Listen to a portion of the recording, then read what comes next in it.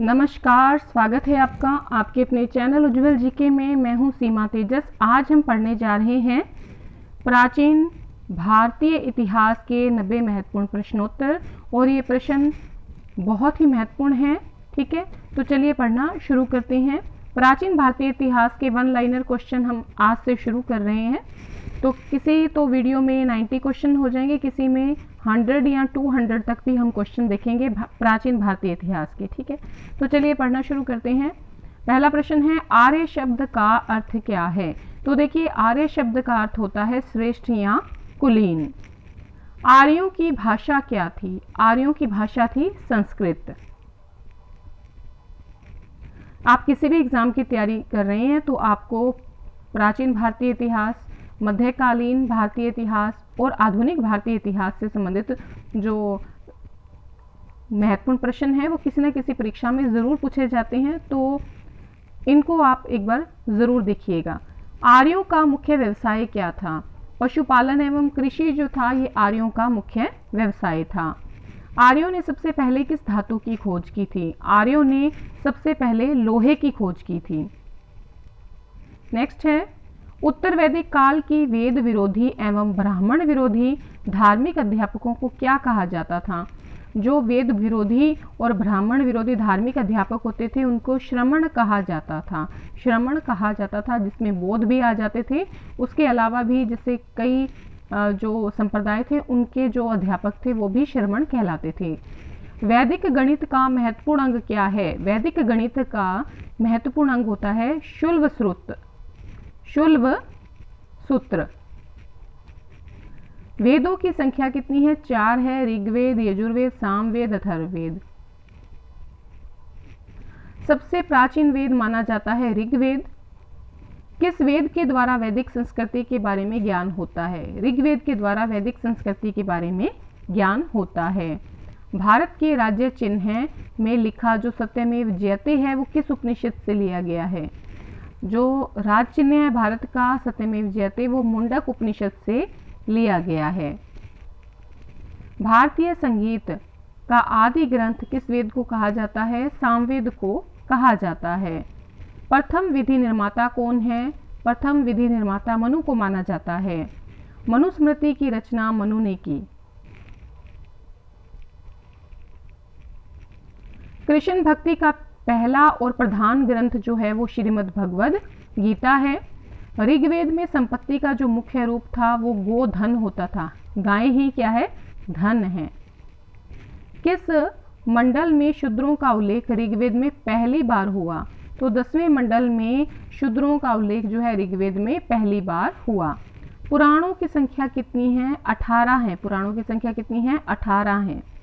वैदिक धर्म का मुख्य लक्षण किसकी उपासना है? वैदिक धर्म का मुख्य लक्षण प्रकृति की उपासना है।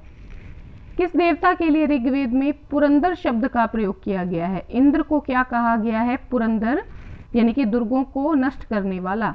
शुल्ब सूत्र किससे संबंधित है? किस विषय से? शुल्ब सूत्र जो है वो किस विषय से संबंधित है? ज्यामिति से संबंधित है और ये मैथ से संबंधित है, गणित से। अस्तोमा सदगम्य कहाँ से लिया गया है? अस्तोमा सदगम्य ऋग्वेद से लिया गया है। जो ऋग्वेद का ऐसा कौन सा मंडल है जो पूरी तरह से सोम को समर्पित है? 9वां मंडल जो है ऋग्वेद का वो पूरी तरह से सोम को समर्पित है। 10 राजाओं का प्रसिद्ध युद्ध 10 राज युद्ध ये किस नदी पर हुआ था? ये परुष्णी नदी पर हुआ था। ठीक है, 10 राजाओं का युद्ध जो है वो परुष्णी नदी पर हुआ था। धर्म शास्त्रों में भू राजस्व की दर क्या है? 1/6 जो है वो भू राजस्व जो है उसकी दर थी। 800 ईसा पूर्व से 600 ईसा पूर्व का युग कौन सा युग था?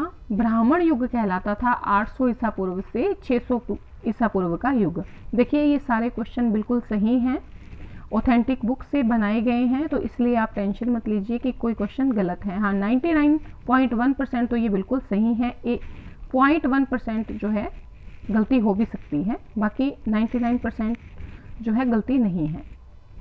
प्रसिद्ध गायत्री मंत्र किस पुस्तक में है? ऋग्वेद में है। ठीक है, प्रसिद्ध जो गायत्री मंत्र है वो ऋग्वेद में है।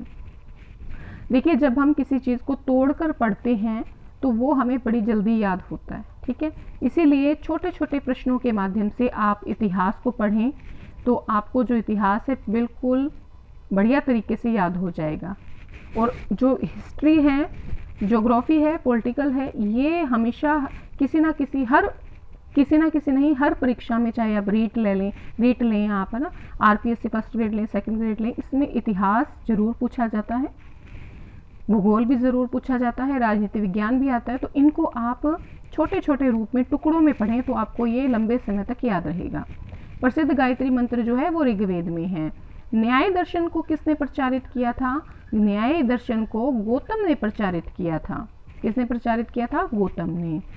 प्राचीन भारत में निष्क नाम से किसे जाना जाता था? स्वर्ण आभूषणों को। ठीक है, निष्क स्वर्ण आभूषणों को कहा जाता था। योग दर्शन का जो प्रतिपादन किया है वो पतंजलि ने किया है। योग दर्शन का प्रतिपादन किसने किया है? पतंजलि ने किया है। उपनिषद किस पर आधारित है? उपनिषद जो है वो दर्शन पर आधारित है। आरंभिक वैदिक सभ्यता में सबसे बड़ी नदी कौन सी थी? सिंधु नदी जो थी वो वैदिक सभ्यता की सबसे बड़ी नदी थी। कौन सा वेद गद्य और पद्य दोनों में रचित है? यजुर्वेद जो है वो गद्य में भी है और पद्य में भी है। विश्व का सबसे बड़ा महाकाव्य कौन सा? सबसे बड़ा महाकाव्य महाभारत है। विश्व का सबसे बड़ा महाकाव्य जो विश्व का है वो महाभारत है। महाभारत का दूसरा नाम है जय संहिता। क्या है? जय संहिता। महाभारत के रचयिता कौन थे? वेद व्यास। वेद व्यास जो थे वो महाभारत के रचयिता थे, जबकि रामायण के रचयिता थे वाल्मीकि। वाल्मीकि किसके रचयिता थे? रामायण के रचयिता थे। उपनिषद काल के राजा अश्वपति किस स्थान के शासक थे? कैकेय के शासक थे। उपनिषद काल के राजा अश्वपति कैकेय के राजा थे। आध्यात्मिक ज्ञान के संबंध में नचिकेता और यम का संवाद किस उपनिषद से प्राप्त होता है? कठोपनिषद से प्राप्त होता है। आध्यात्मिक ज्ञान के संबंध में नचिकेता और यम का जो संवाद है वो कठोपनिषद से प्राप्त होता है। देखिए, आज हमारी पहली क्लास है इतिहास की वन लाइनर के रूप में, तो इसीलिए हम छोटे छोटे क्वेश्चन जो है, आसान क्वेश्चन है, उनसे शुरुआत कर रहे हैं। धीरे धीरे इन प्रश्नों की जो कठिनाई है वो भी बढ़ेगी। ठीक है। वैदिक नदी कुभा का स्थान कहाँ है? अफगानिस्तान में वैदिक नदी कुभा का स्थान है। कपिल मुनि द्वारा प्रतिपादित की गई दार्शनिक प्रणाली कौन सी है? कपिल मुनि द्वारा प्रतिपादित की गई दार्शनिक प्रणाली सांख्य दर्शन है। भारत के किस स्थल की खुदाई में लौह धातु के प्रचलन के प्रमाण मिले? अतरंजी खेड़ा में लौह धातु के प्रचलन के प्रमाण मिले हैं।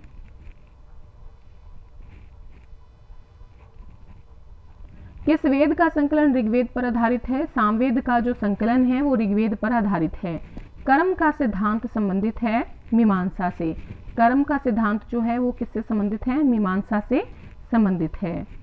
चरक संहिता किससे संबंधित है? चरक संहिता चिकित्सा से संबंधित है। यज्ञ संबंधी विधि विधानों का पता किस वेद से चलता है? यजुर्वेद से यज्ञ संबंधी विधि विधानों का पता चलता है, यजुर्वेद से। वैदिक युग की सभा क्या कहलाती थी? वैदिक युग की सभा जो थी वो मंत्री परिषद कहलाती थी।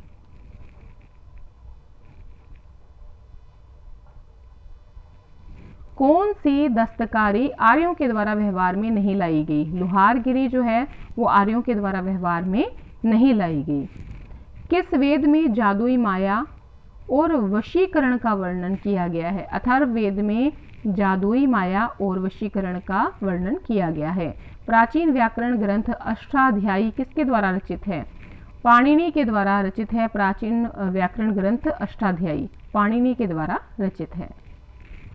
मनुस्मृति किससे संबंधित है? मनुस्मृति जो है समाज व्यवस्था से संबंधित है। गायत्री मंत्र की रचना किसने की है? गायत्री मंत्र की रचना विश्वामित्र ने की है। अवेस्था किस क्षेत्र से संबंधित है? ईरान से संबंधित है।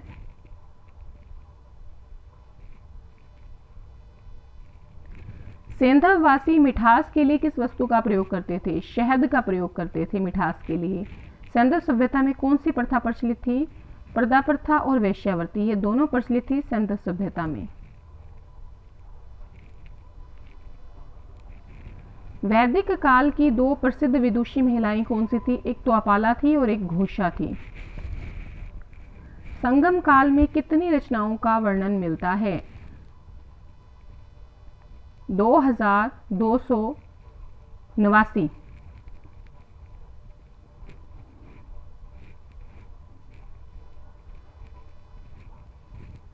संगम काल की प्रसिद्ध रचना कौन सी है? तमिल व्याकरण ग्रंथ तोलकाप्पियम।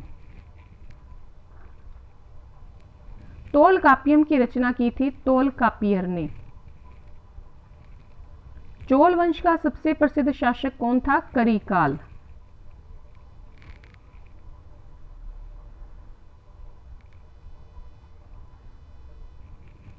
करिकाल गद्दी पर कब बैठा था?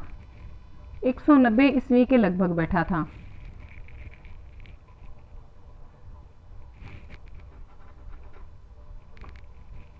किस चोल वंश के शासक ने उद्योग धंधे व कृषकों को प्रोत्साहन दिया? करिकाल ने। चोल काल में सर्वोच्च न्यायालय को क्या कहा जाता था? मनरम कहा जाता था।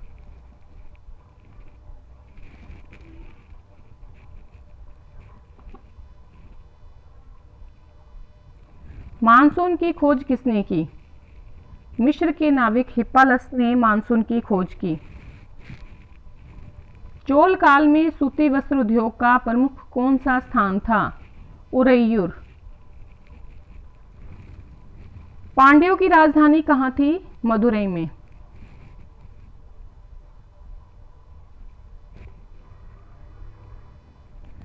चेर वंश का शासन किस क्षेत्र पर था? केरल पर। चेर वंश का प्रसिद्ध शासक कौन था? सेंगुटुवन।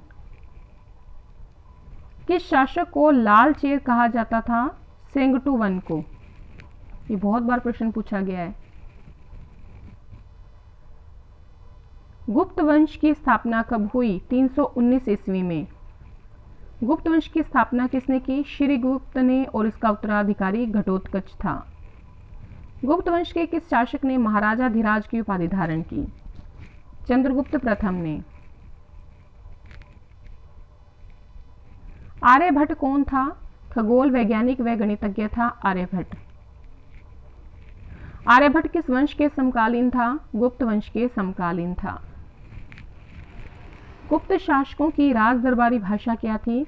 गुप्त शासकों की राज दरबारी भाषा संस्कृत थी। गुप्त राजवंश के किस शासक ने हुणों के आक्रमण को रोका? स्कंदगुप्त ने हुणों के आक्रमण को रोका था। गुप्त राजवंश प्रसिद्ध था कला और स्थापत्य के लिए। अजंता एलोरा कलाकृतियां किस काल से संबंधित हैं? गुप्त काल से। कालिदास किसके दरबारी कवि थे? राज दरबारी। चंद्रगुप्त द्वितीय विक्रमादित्य के। अजंता चित्रकारी किस धर्म से संबंधित है? बौद्ध धर्म से संबंधित है। एरन अभिलेख का संबंध भानुगुप्त से है। गुप्त शासक था भानुगुप्त। चीनी यात्री फाहियान किसके शासनकाल में भारत आया? चंद्रगुप्त द्वितीय के शासनकाल में। भारतीय संस्कृति का स्वर्ण युग कहलाता है गुप्त युग। सेतु बंध की रचना किस वंश के शासक ने की? वाकाटक वंश के शासक ने सेतु बंध की रचना की। किस गुप्तकालीन शासक को कविराज भी कहा गया है? समुद्रगुप्त को। कौन सा गुप्त शासक भारतीय नेपोलियन के नाम से प्रसिद्ध है? समुद्रगुप्त।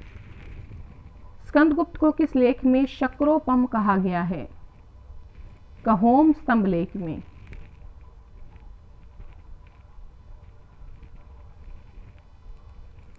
गुप्त काल का सबसे लोकप्रिय देवता था विष्णु। दिल्ली में स्थित लोह स्तंभ किस सदी में निर्मित हुआ? चौथी सदी में।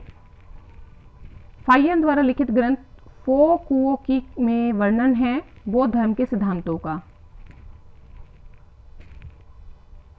अंतिम प्रश्न है, अमरकोश नामक ग्रंथ की रचना किसने की और वह किस शासक से जुड़े थे? अमर सिंह ने अमरकोश की रचना की है और चंद्रगुप्त द्वितीय से ये जुड़े हुए थे। तो आज के लिए इतना ही। अगर वीडियो पसंद आई है प्लीज़ अपने कम से कम 10 मित्रों में शेयर ज़रूर करें। और इसी क्रम में हम वीडियो को रखेंगे भारतीय इतिहास की, जिसमें प्राचीन भारत, मध्यकालीन भारत और आधुनिक भारत को हम पढ़ेंगे, ठीक है, वन लाइनर के रूप में।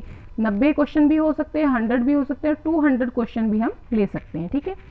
तो आज के लिए इतना ही। चैनल पर नए हैं तो सब्सक्राइब कर लें चैनल को। अगर आप रीट की, आरपीएससी फर्स्ट ग्रेड की या किसी भी जो है एग्ज़ाम की तैयारी कर रहे हैं तो आप उज्जवल जी के चैनल के साथ जुड़ सकते हैं। एक बार प्लेलिस्ट में जाकर वीडियोस को ज़रूर देखें। आज के लिए इतना ही, धन्यवाद।